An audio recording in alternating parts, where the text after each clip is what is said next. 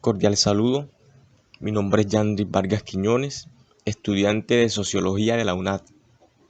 Les hablaré de algunos de los autores y autoras clásicos que fueron pioneros en la sociología. Iniciamos hablando de Montesquieu, primer pensador más importante de la Ilustración. Él decía que el ser humano era bueno por naturaleza. Actualmente su teoría se utiliza en la separación de los poderes. Hablemos de uno de los acontecimientos más importantes en el surgimiento de la sociología, lo cual fue la Revolución Industrial. Esta se da en el siglo XVIII y a principios del siglo XX. Esta marcó un cambio trascendental en la sociedad, ya que se empezaron a ver las brechas sociales.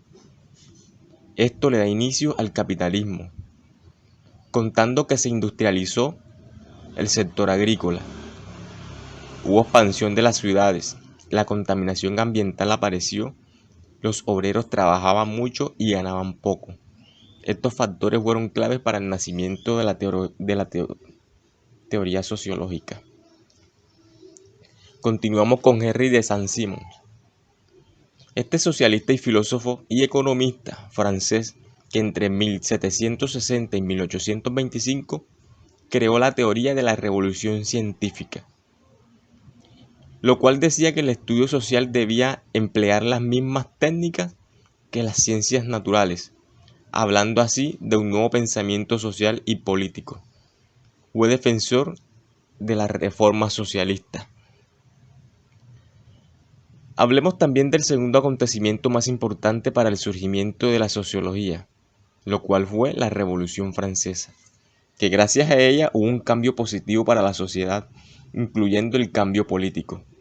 Pero aún así los pensadores de la época se centraron en los cambios negativos que trajeron estas transformaciones. Por esa razón se enfocaron en el estudio de los efectos negativos producidos de la revolución. Seguimos con Augusto Comte.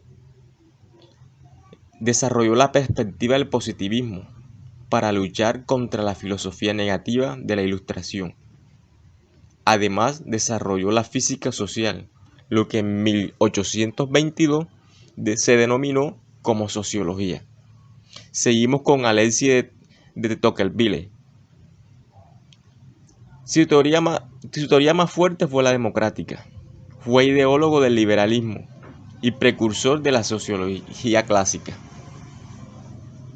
Continuamos con Karl Marx. Más que un sociólogo, fue un economista, influenciado por Hegel.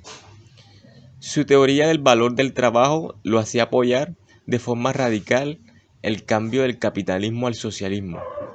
Entre sus destacados estudios encontramos la economía política. Una de las grandes mujeres en el surgimiento de la sociología fue Harriet de Martineau. Esta escritora y artista inglesa, precursora de los derechos de la mujer y de la abolición de la esclavitud, defensora del movimiento evolucionista, apasionada por la reforma social. En su época fue la primera en ver el cambio de roles en la mujer, por lo cual fue llamada la primera mujer socióloga en su época. Continuamos con Herbert Spencer. Este filósofo sociólogo inglés que defendía la idea revolucionista de que el mundo mejoraba gradualmente. Se centraba en el individuo, trabajando en su teoría de la evolución del mundo real y material. Era fiel creyente de la idea de que la sociedad más apta sobrevivía, mientras se dejara morir las no aptas. Seguimos con Emile Durkheim. Estaba en contra de la Ilustración y heredero de la tradición conservadora. Su estudio en gran parte es dedicado al desorden social y a la religión, y una de sus teorías es basada en la conciencia colectiva y en la división del trabajo social. Continuamos con Georg Simmel. Este filósofo y sociólogo alemán contemporáneo con Weber y cofundador de la Sociedad Sociológica Alemana. Su teoría principal fue el interaccionismo simbólico. Su obra contribuyó a dar forma a uno de los primeros centros sociológicos norteamericanos. Seguimos con John Mead, psicólogo y filósofo. Era de los Estados Unidos. Es uno de los más importantes pensadores de la Escuela de Chicago.